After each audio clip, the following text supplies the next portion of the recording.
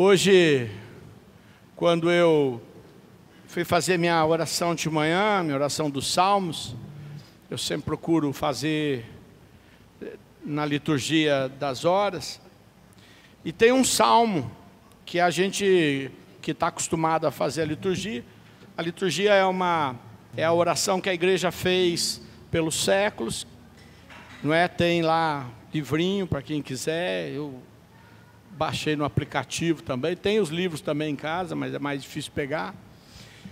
E aí me lembrei, sabendo da morte do padre Orivaldo, e fui fazer, falei, hoje eu vou fazer completinho todas as orações dos salmos, vou chegar mais tarde nos meus compromissos. E o primeiro salmo que a gente reza quando a gente faz a oração dos salmos que a igreja nos convida, porque ela vai a cada 4 semanas fazendo com você chegar a rezar os 150 salmos. Mas você sempre começa com um salmo que ele se chama Salmo do Convite. É o invitatório, é um convite à oração. Todo dia você reza esse mesmo salmo, esse mesmo invitatório. E ele tem um trechinho, né? Normalmente a gente acaba meditando em outras coisas, mas ele tem um trechinho, e eu quero só ler para vocês esse trechinho, para depois mostrar onde eu vou chegar. É o Salmo 94, e ele, lá no versículo 7, diz assim: Ele é nosso Deus, nós somos o povo de que Ele é o pastor, as ovelhas que as suas mãos conduzem. Oxalá ouvisseis hoje a sua voz, não vos torneis endurecidos, como em Meriba, como no dia de Massa no deserto, onde vossos pais me provocaram e me tentaram, apesar de terem visto as minhas obras. Durante 40 anos desgostou-me aquela geração, e eu disse: é um povo de coração desviado, que não conhece os meus desígnios. Por isso jurei na minha cólera: não hão de entrar no lugar do meu repouso. Palavra do Senhor. E aí eu fiquei lembrando da jornada de Moisés. Porque quando a gente vai lá no livro do Êxodo para conhecer como é que Deus foi falando com aquele povo, é só você imaginar. O povo foi para o Egito por causa de José do Egito. José, que foi vendido para... os irmãos queriam matá-lo, fizeram uma votação. Um dos irmãos falou: não vamos matá-lo, vamos vendê-lo aqui por inveja. Os irmãos venderam José por inveja, porque José tinha sonhos, e nos sonhos de José Deus mostrava ele sendo muito abençoado. E as pessoas, por incrível que pareça, até aquelas que são próximas de nós, às vezes se irritam com a bênção da nossa vida, sabia? Ou às vezes até com a bênção que eles pensam que a gente tem. Às vezes você nem tem aquela bênção. Às vezes você está até com dificuldade, mas os outros acham: não, você é abençoado, e ficam morrendo de inveja. É uma coisa impressionante o que é o ser humano. Jesus é maravilhoso porque Ele acolhe todos. Não é porque talvez tenha também um pouco de inveja no nosso coração. Só sei que aqueles irmãos de José eram do povo escolhido. Eram os filhos de Abraão, de Isaac, de Jacó. Portanto, eles eram aqueles para quem Deus se manifestou muitas vezes. Mas se encheram de inveja de José, venderam José. José se ralou. Foi escravo. Depois ele foi... a mulher do rei tentou fazer ele virar um amante dela. Ele não quis. Ela inventou uma mentira dele, botou ele na cadeia, foi esperando a pena de morte. A pena de morte foi demorando, ele foi ficando na cadeia. E um dia, por causa de um padeiro que se salvou, e ele tinha tido um sonho e disse: amanhã o padeiro vai ganhar um presente e vai ser liberto. E o rei, naquele dia, tinha que escolher um preso, escolheu o padeiro. O padeiro foi lá para o reino, mentiu também sobre ele. Ele falou: quando você estiver lá, você pede por mim, padeiro que pede nada, se mandou. Tinha dito para ele, beleza, maravilha, se mandou também. Mas um dia o rei, perturbado com sonhos, o padeiro que trabalhava para o rei nessa altura do campeonato, disse para ele, olha, eu conheço um cara que interpreta sonho, está lá esperando a hora da morte. E José sai de lá e acaba se tornando, depois de uma porção de coisa, o administrador de todo o Egito. E aí ele traz a família para viver lá. Ele paga o mal com bem. E a família cresce, e a família fica rica, e a família fica poderosa, mas passa uma geração, passa outra geração, passa outra geração, e as pessoas esquecem quem fez o bem para eles, e eles viraram escravo. Esse é um outro ponto que eu queria falar para vocês. A gente tem que viver cada dia com o bem que o Senhor nos deu. E tem que saber que um dia, não adianta você ficar cobrando. Sabe, desculpa mãe, tem mãe aqui? Tem mãe? Tem mãe? Quem é mãe, levante a mão. Não adianta, mãe, você um dia falar para o teu filho assim, você não sabe quantas horas eu fiquei do teu lado com febre. Ai, você não sabe quanto eu sofri com você, que tinha dor de ouvido, que tinha dor de barriga, que tinha cólica. Né? Aí a mãe fica louca, porque as meninas e os rapazes crescem e eles não lembram de coisa nenhuma disso, e eles não querem saber disso, e ficar sendo cobrado pela mãe, cada vez, você está falando isso para mim porque você não sabe o que eu sofri por você. Né? Mãe é assim, pai também. Gosta de chamar a lembrança, mas nessas horas eles não lembram. Um dia vão lembrar, mas nessas horas não lembram. É a vida da gente, você tem que viver sabendo que as coisas boas que você fez e glória a Deus, que maravilha! Não adianta você guardar no teu registro de crônicas para ficar mostrando tudo de bom que você fez. Que bom que você fez, mas já fez. Já fez. Tem marido e mulher também que quando briga fica lembrando as coisas que um fez para o outro. Para! Isso não vai resolver, esse não é o melhor caminho. Porque quando as pessoas estão assim, elas não querem lembrar das coisas que elas receberam. Elas ficam com mais raiva ainda. Fala, fez porque quis, você não pediu para nascer. Já viu isso? Né? Só piora, não adianta ir por esse caminho. Então, gente, fez aquela coisa maravilhosa, amou demais, ama demais, que bom. Mas não adianta notar. Ficar escravo. E um dia, Deus preparou tudo para livrar eles. Livrou-os do Egito. E eles, indo embora, Deus lhes deu a oportunidade de entrarem na terra prometida. Mandaram algumas pessoas verificarem a terra que Deus ia dar para eles. E eles voltaram, diz o texto da Escritura, carregando um cacho de uva tão pesado que tinha que ser carregado por 2. E eles disseram assim, o lugar é maravilhoso, as uvas crescem desse tamanho que tem que carregar com 2.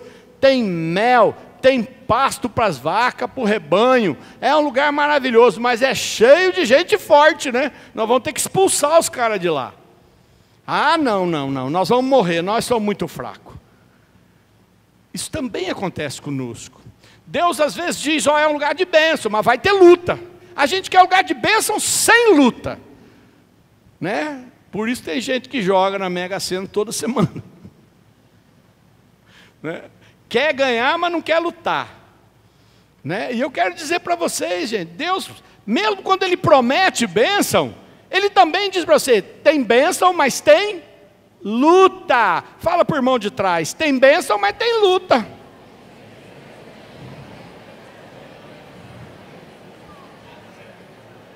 Um dia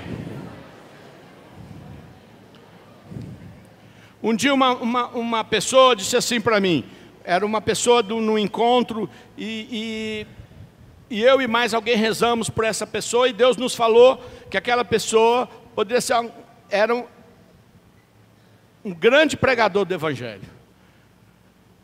Passou vários anos e eu encontrei essa pessoa. E ela falou assim, aquele dia você e fulano rezaram por mim, disseram que eu sou uma grande pregadora, não, moça, uma grande pregadora. Eu falei, e daí, tá bom o teu ministério? Ela falou, não faço nada. Aí eu falei assim, e o que você fez? Falei, você leu a Bíblia? Ah, não. Você parou para olhar o que o Senhor tinha para falar para você? Ah, não. Você deu os teus testemunhos para os outros? Ah, não. Falei, aí não tem jeito, né? Deus te fala, Deus te unge, mas Deus não vai fazer no seu lugar. Está ouvindo? Deus não faz no lugar da gente. Deus nos dá a graça para fazer. Senão, não precisava existir a gente ia ser fantoche, ia ser bonequinho que Deus controla assim. Deus não quer isso. Você, eu não somos bonequinhos na mão de Deus. Ele manifesta a vontade dEle. Ele dá a sua graça para nós, mas quem faz é a gente. Está ouvindo?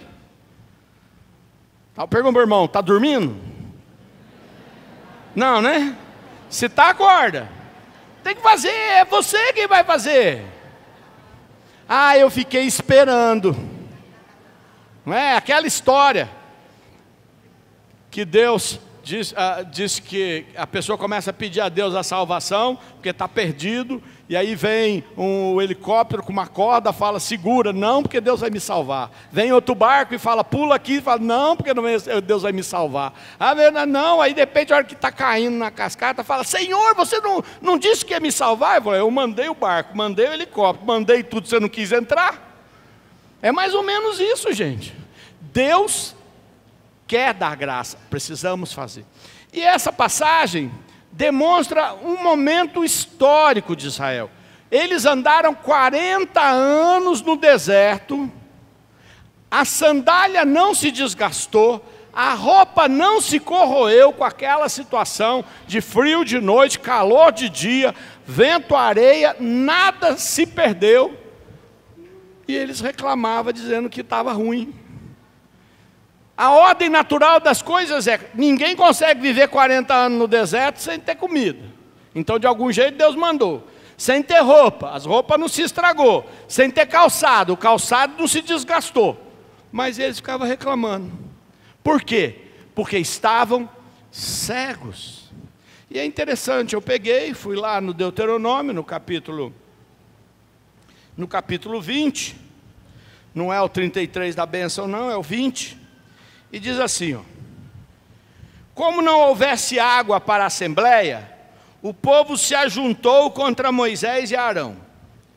Procurou discutir com Moisés e gritaram, oxalá tivéssemos morrido com nossos irmãos diante do Senhor.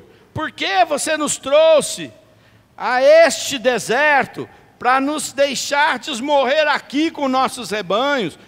40 anos eles não tinham morrido. Viviam no Egito como escravo, trabalhando 16 horas por dia e ainda cozinhando tijolo de noite. Os filhos que nasciam eram condenados à morte se fossem meninos. E os caras estavam reclamando, achando, nós estamos aqui sofrendo. Quer dizer, eles não olharam e falaram, Deus está comigo, não vou morrer não. A pessoa só consegue olhar e ver o problema que está diante dela. E esquece de ver que se Deus a sustentou até aqui, não a abandonará. Está ouvindo? Se Deus te manteve diante desse sofrimento que às vezes você passou, diante da situação que você sofreu, diante da crise que te abandonaram, diante de outras coisas piores, e Deus permaneceu ali com você, por que Ele vai te abandonar agora? Por que agora Ele vai deixar você se estrupiar? Ele vai aguentar você, vai nos aguentar, entenderam isso? Então não deixa o diabo soprar no teu ouvido, que não, por quê? Você está aqui, passou por todas aquelas coisas, Deus não vai te abandonar. E mais, aí diz assim, ele fala, por que nos trouxesse a esse péssimo lugar, em que não se pode plantar, não tem figueira, não tem vinho, não tem romeira, e tampouco água para beber?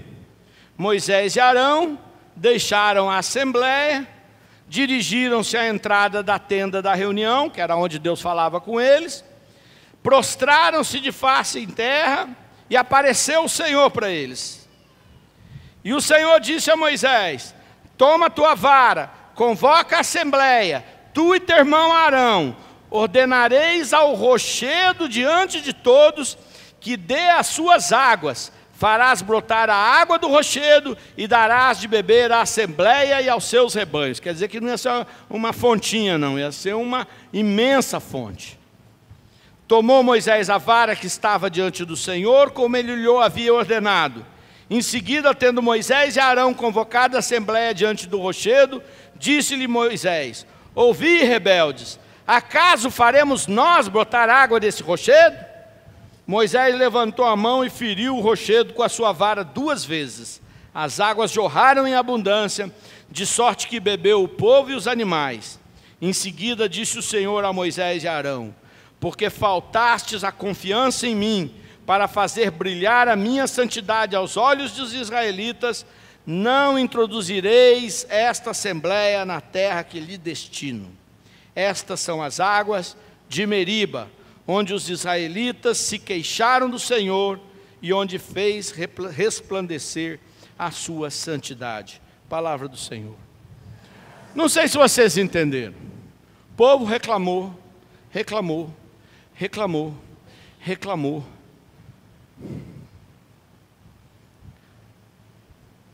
Para de reclamar, por favor. Estão me ouvindo? Estão ouvindo? O que eu falei? O que eu falei lá no fundo? O que eu falei? Fala para os outros e perde você. Para de reclamar. Para de reclamar.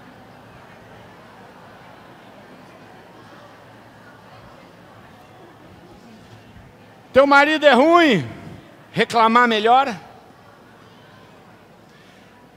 Está faltando dinheiro para pagar as contas, reclamar melhora? Irmão, a hora que a coisa apertou, vai lá para o Senhor. O que Moisés e Arão fez? Foi lá onde estava o Senhor, se ajoelhou, falou: Senhor, a coisa está feia. Estão até querendo bater na gente. Eles acham que a culpa é minha. E o que Deus disse para ele? Vai lá, pega uma rocha, pega a tua vara, dá uma varada na rocha que vai jorrar água. Moisés foi, mas ele estava tão irritado, que ele disse assim: ô raça de rebelde, gente que só sabe reclamar, vocês acham que eu vou resolver o problema da água? Por acaso eu sou Deus? E pá, na rocha, a rocha começou a jorrar água. Aí Deus falou: até tu, Moisés, pois agora nem você vai entrar mais na terra. Isso tem um significado importante. Além de reclamar, é quando a ira te domina. Mesmo quando você é um homem ou uma mulher de Deus, que reza, que sabe que quando a coisa aperta, tem que buscar em Deus. Não deixa a ira te dominar. Eu sei que ira tem um pouco de personalidade. Tem gente que pede as estribeiras. Tem um pouco de sangue italiano lá daquela região, lá da Calábria, sei lá da onde. Tem um pouco de sangue espanhol que veio aqui no Brasil, aquele pessoal torrão. Um pouco do português. Do índio eu acho que não, porque eles são mais tranquilos. Não sei. Eu só posso dizer para você que, além de confiar em Deus, porque parar de reclamar é uma forma de confiar em Deus. Segundo, procurar em Deus. Quer dizer, não é só não resmungar, é ir lá e falar com Deus: Senhor, eu tenho um problema, e eu preciso da sua ajuda. Me ajuda pelo amor de Deus, porque lá em casa eles me culpam por tudo. Já culparam você? Certamente. Então diga: Senhor, eu preciso de solução e eu não tenho. Humildade. Mas depois volta e não descarrega nos outros. Estão ouvindo? Fala para o irmão: para de descarregar em mim.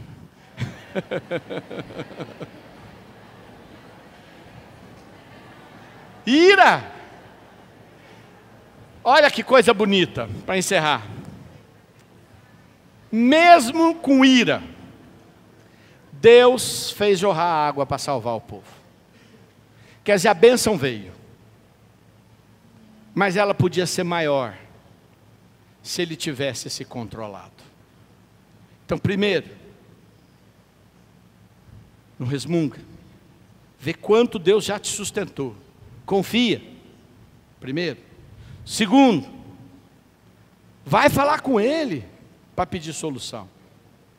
Terceiro, controla a tua raiva, para você ficar duplamente abençoada, duplamente abençoado.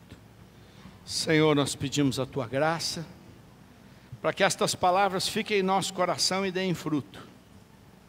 Eu quero pedir, Jesus, a tua misericórdia para todos aqueles que colocaram a mão no coração, para que de fato, Senhor, nesta semana nós possamos receber os testemunhos das curas recebidas. Em nome do Pai, do Filho e do Espírito Santo. Amém.